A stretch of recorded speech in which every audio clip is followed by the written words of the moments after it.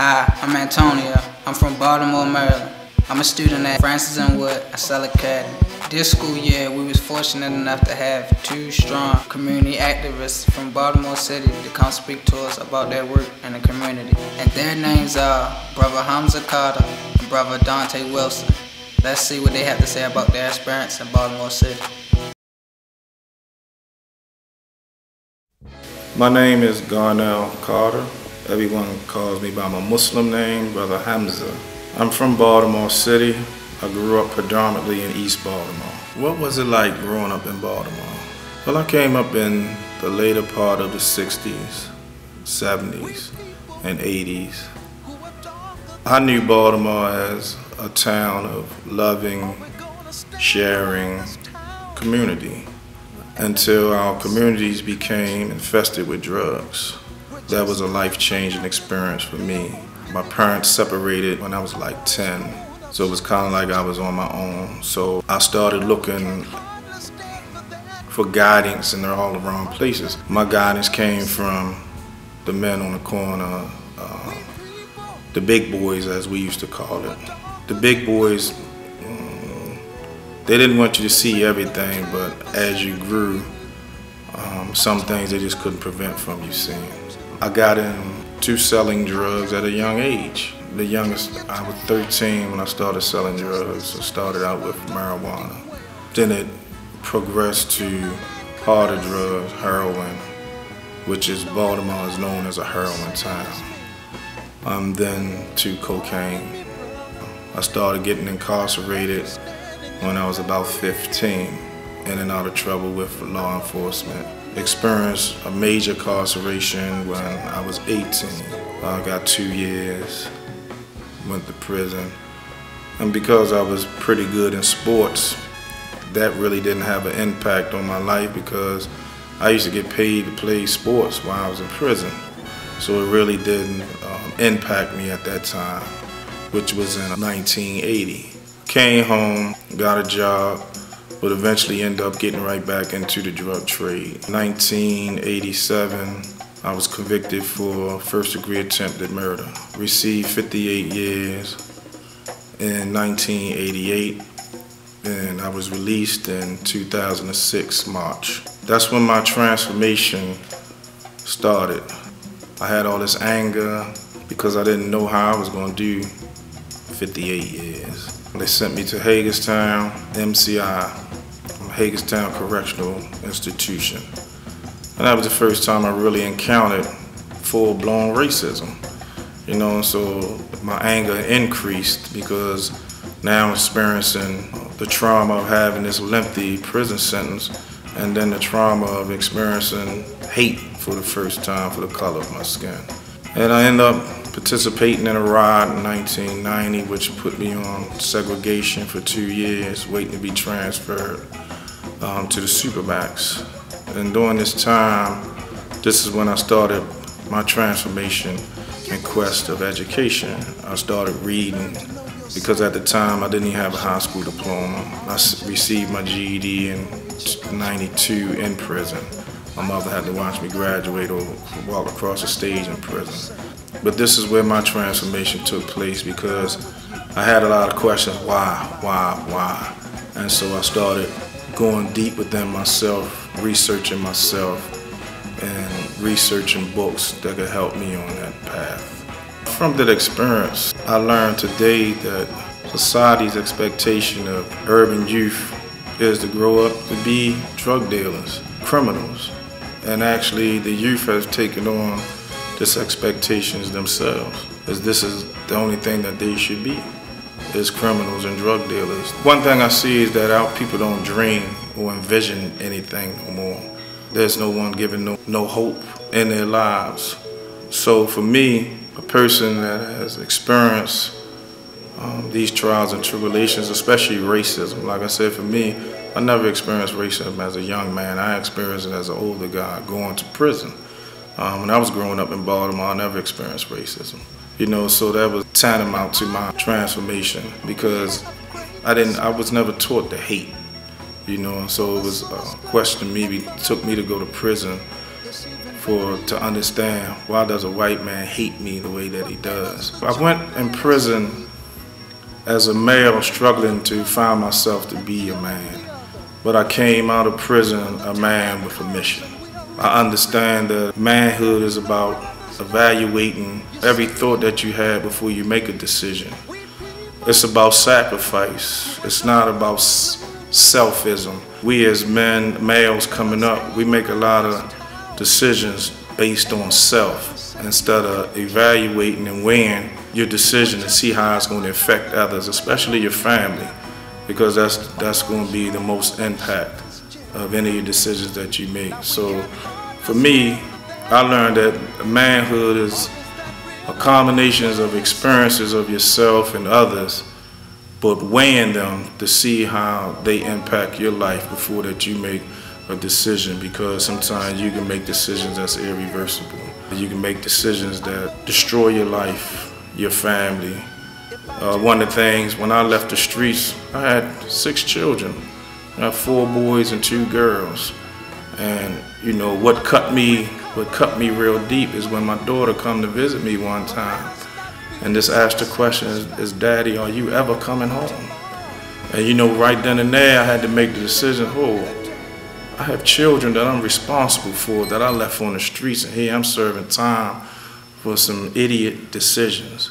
So now this put me on my path of seeking the way to get out through the criminal systems, searching law, changing myself, because I don't want to come home the same man that I was when I was on the streets. I want to be a different individual, something that my children respect, believe in. So man is a navigator of his life and others. He's an example, he's responsible, he's caring. You know, there's a whole lot of things that are balled up in a man, but the one key thing every day that a man struggles with is making the right decisions that is going to impact his life and others, especially if he had children or if he's one that's taking care of his parents or whatever, because all this affects not just him but everybody else. A man is also a mentor. He's a beacon of light to some people, his community, whatever. Man stands for a lot, and it's a constant evolving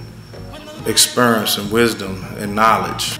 The man I was in 2006, I have evolved into a better man today, and I'm gonna continue to evolve. You don't think the same as you grow. You know, as we come up, a child that's 5 thinks 5, but when they get 10, they don't think 5 no more. When they get 15, they don't think 10. You know, so everything is a cultivating process. You know, it's how we cultivate ourselves. Just like how you plant a plant, you gotta irrigate the land, plant it, water it, make sure it's get the sunlight and everything so that it can grow, be firm, stable, but beautiful as well. I just can't give one concrete definition of manhood, but I know it involves a whole lot of sacrifice, responsibility, integrity, trust, truthfulness, a whole gamut of things, you know, and these are things that you have to just strive for, and I ain't gonna say perfect, but work on perfecting within yourself. The name of the program is called Safe Streets. It's a replication of a program called Ceasefire in Chicago that deals with reducing homicides and shootings in a targeted area. The program initially came to Baltimore in May of 2007. We was trained by Ceasefire. We received 40 hours of training. The exact date of implementation of the program was in June 2007. And that's when the program got started in the area East Baltimore called McElderry Park. I started out as an outreach worker. An outreach worker is one that has similar backgrounds to the population that we target, high-risk individuals. From there, I became the outreach supervisor. Being the outreach supervisor, I used to set the goals and structures and strategies for the outreach team as we went out canvassing and building relationships with our target population. To date, now I am the site director or the site manager of the program. My duties include getting strategies from the health department, living classrooms, which is our partners, developing strategies, community events, mobilizing communities to become a part of the nonviolent approach. The aim of the program is to reduce shootings and homicides. It takes a public health approach to this aim. The program is set up on 5 core components. Community mobilization. Community mobilization pieces, we have a violence prevention coordinator and myself, and which our jobs are to mobilize the community, meaning the faith base, the business, the community residents, and any other grassroots organization that is in this targeted area. And we sit down and we strategize on how we can implement a nonviolent approach to ending and eradicating violence in this particular area, especially among the young. The second most important part of the program is the outreach. We hire young men that have similar backgrounds to the population that we're targeting, meaning either criminal activity or grew up in the streets, maybe some that haven't got caught for the things that they've done. One of the sayings that we have, steel sharpens steel, meaning that these men, they know the language and they know how to talk the talk with these young men. The reason that we use these outreach workers is because this population isn't going to open up to just anybody. They have to know the individuals that they're going to get their trust and relationships to. So the outreach workers are key in this. And then we have what is called an educational campaign. Educational means whatever resources that we can bring within the community to educate the community about health awareness, how to get free insurance, what colleges that we can get the individuals and the residents into, GED program, training programs. Some of the smallest things that we have done is getting the individuals their IDs, their birth certificates, their social security cards. And when you start with these little things, this opens up the doorway, the pathway for you building relationships to them. The second piece is the faith-based community. The faith-based already have inroads into these communities, so you build these relationships to see what other kind of activities that we can all come up together with to help. And the fifth component is police intelligence, meaning that when a Safe Streets site is set up, they set it up in the most dangerous neighborhoods. So you need the data from the law enforcement side, whereas though they could tell you how long the homicides or the shootings or high-risk activity have been in these areas, and this is the area that you want to set a Safe Streets site up. The other thing is there's no shared information. If any of the Safe Streets workers get any information about any type of crime that's about to take place, in no way, shape, or form do we share this information with law enforcement, because what that does, that breaks down the trust and the respect that the individual in the streets will have for the individuals that works for Safe Streets. So we use these 5 core components is what Safe Streets is built on. But the most important part of the program is the outreach. Because in the outreach, there's canvassing. We canvass our areas, our targeted area, day and night. Outreach workers come on from 6 p.m. They don't get off to 2 a.m. Canvassing, this is how you build the relationships. And in building relationships and trust, once you build this, then you want to bring these individuals into the program, make an assessment of them, have them make an assessment of themselves so that we can actually assist them and assist themselves towards a transition from being high risk to low risk. Also in this, we do a lot of mediation, conflict resolution. The aim of reducing shootings and homicides is to bring about a communication when there's a conflict. We understand that a lot of times that these group of individuals don't have the skill level to resolve conflict themselves, so they needed an added piece. And so it takes the outreach workers to mediate conflicts within these groups. How would I change the world? To me, that's a kind of funny question, because number one, the world is a platform on which human beings inhabit.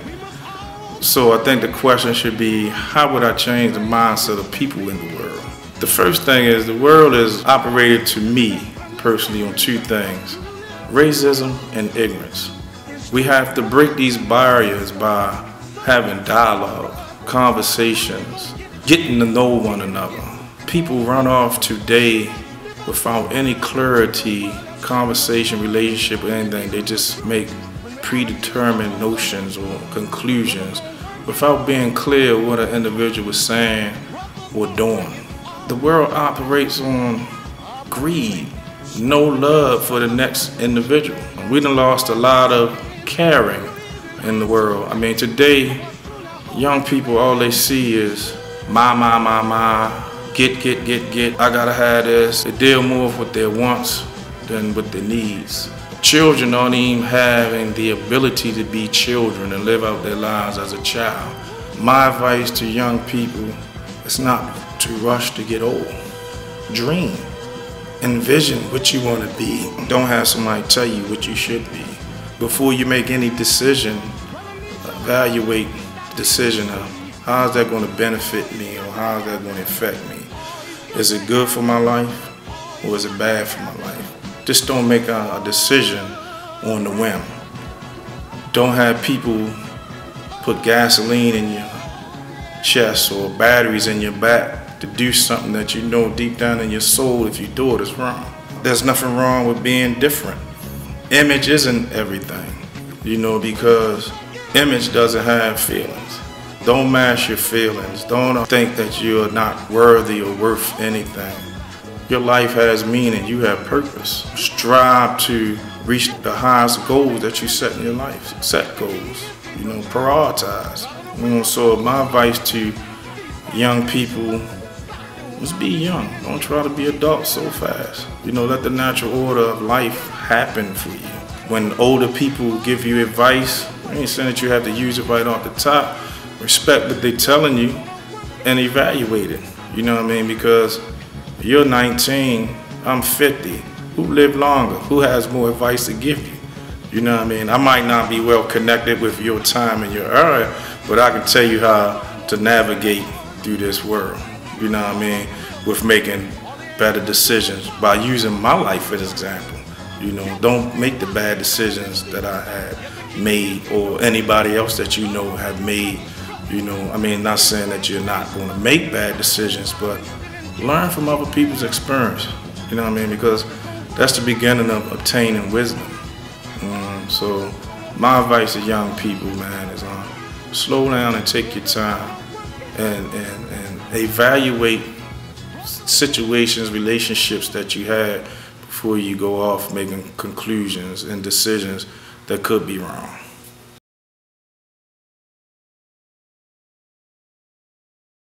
My name is Dante Wilson. I'm from West Baltimore. I grew up in Southwest Baltimore, Lexington and Pulaski. What was it like growing up in Baltimore for me? I'm gonna say it's the beautiful struggle. What I mean by that, I recall growing up in a single-parent household with my mother.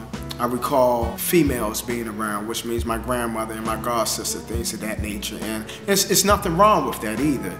As I got older though, however, in 3rd grade, for whatever reason, I noticed that all my peers that were picked up from school were picked up by males. And this was something different for me because I always had females a part of my life, mother, grandmother, and god sisters. And so when I would ask different peers who are the men that were picking them up, the majority of the people always said my father. So for the first time in my life in 3rd grade, I realized that I did not have the active participation of my father. And so that had an impact on me. And society can't describe that impact, but it had an impact on me because my mother always raised me to play school, educational, academic wise. I didn't really watch movies and different things of that nature.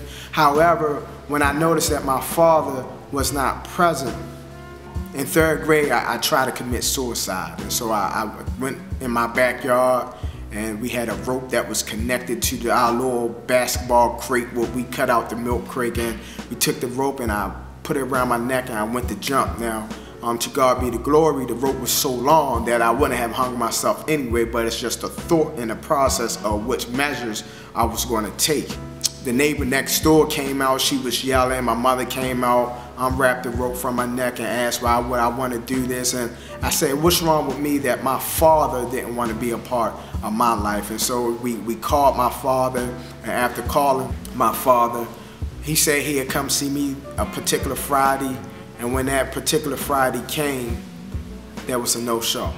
So my story is like many of the young people that we work with story, you know, with the absentee of the father being a part of individual lives. Knowing that I had a father, and a father who's not being a part of my life sent me into a time in my life where I wanted to commit suicide.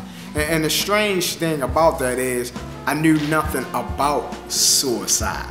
I didn't watch scary movies or experience any of those different things of those natures. All I know is that I felt rejected, and what I wanted everybody else had. And so, of course, years following and more false promises and not being connected to him, then eventually you develop this numbness feeling. It's a defense mechanism where nothing else matters. Even when I do groups with African American males now and we speak about fathers, everybody have a defense wall up where they act as if they don't care when they really do care. They really want that person to be a part, but because that person rejected them, they rather put the wall up and just be angry at everybody. And so that's some of the things that I experienced. And so what begins to happen, even though I had a loving mother, it's not so much my mother could teach me. She taught me all that she could with the resources that she had, but I still, for whatever reason, wanted that male perspective, that male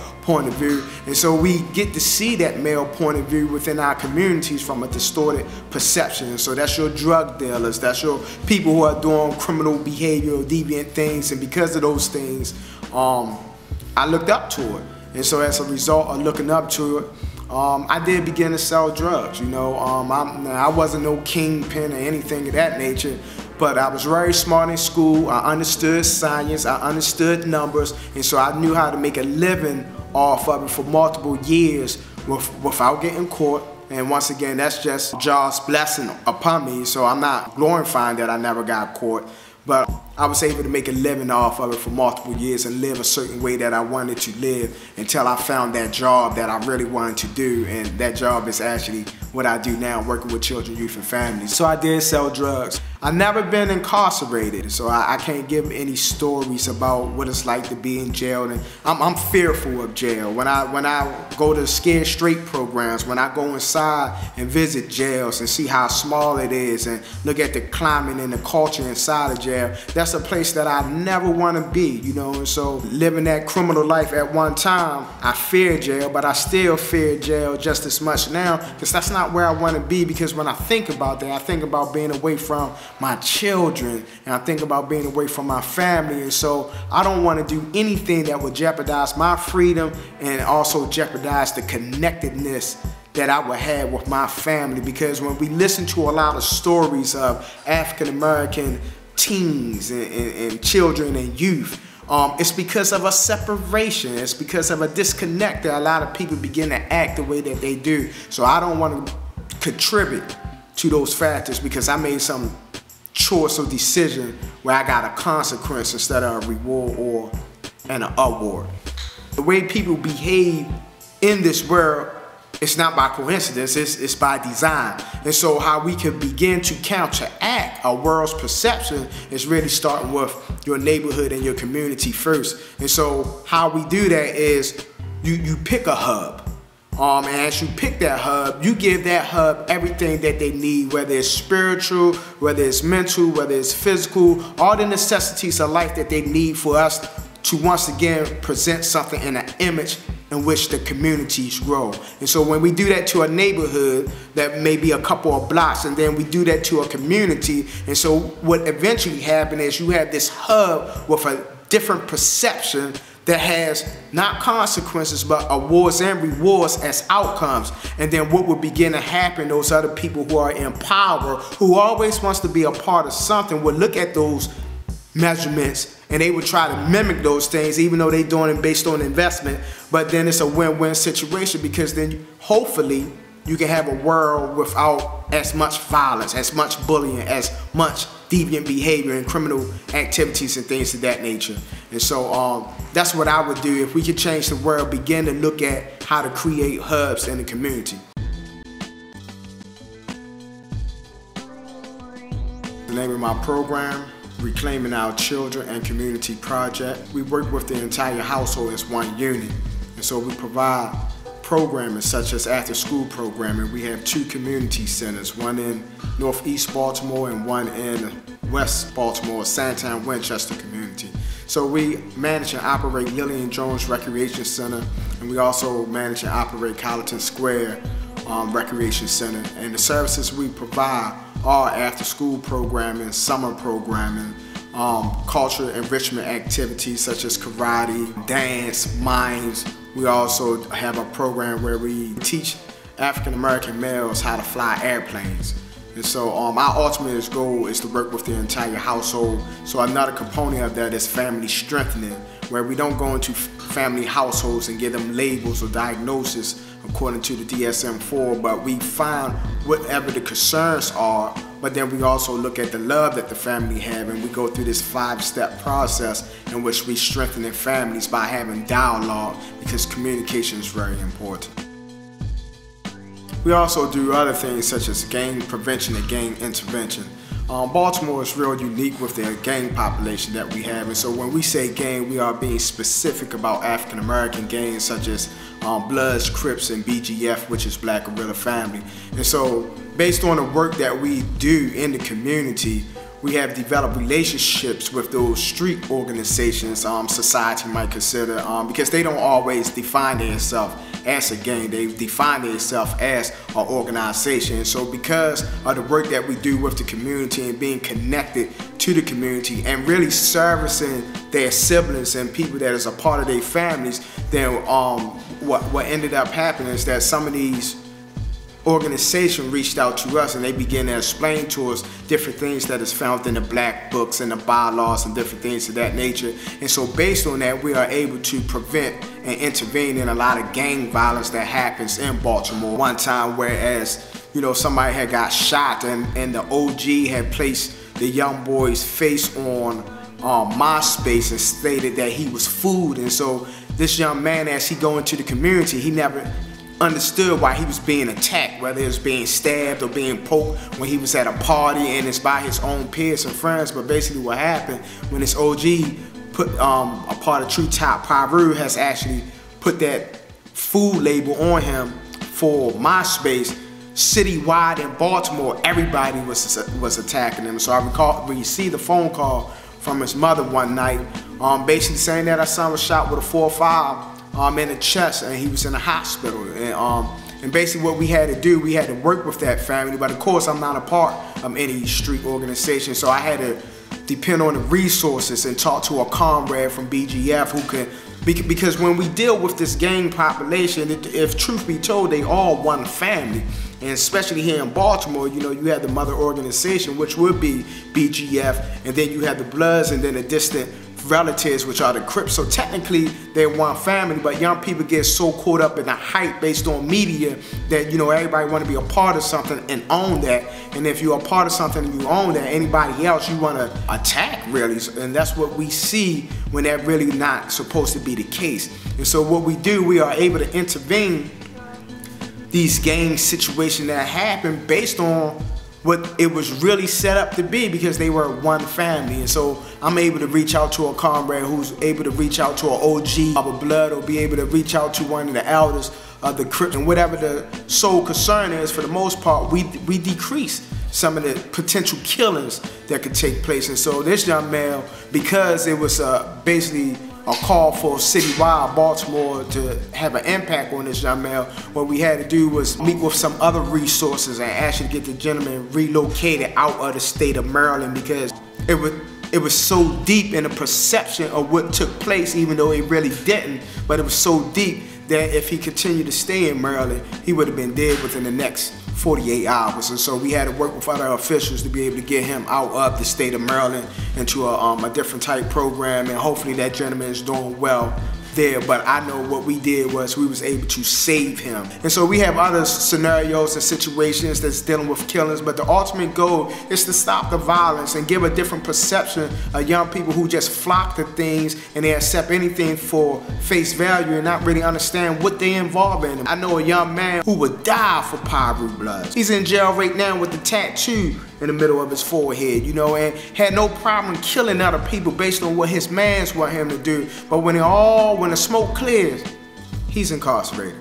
When the smoke clears, he has no family support. Yeah, he did everything for this so-called family that he wanted out on the streets, but right now, he's spending his life in prison. And he's spending so much time in prison, even if he was released into the community, it would be a cognitive restructuring process that adapt him to the way we look at the world now, because he is caught in a subculture that him and his peers created. And so that's some of the things that we try to do in addition to the supportive services of the after-school program and provide a safe haven. Our ultimate goal is to transform the community, making it one hub where we can all serve and protect ourselves. My advice to young people, what I have found based on my interaction with young people is that even with history, there has been no significant change in the face of history unless it was done by young people.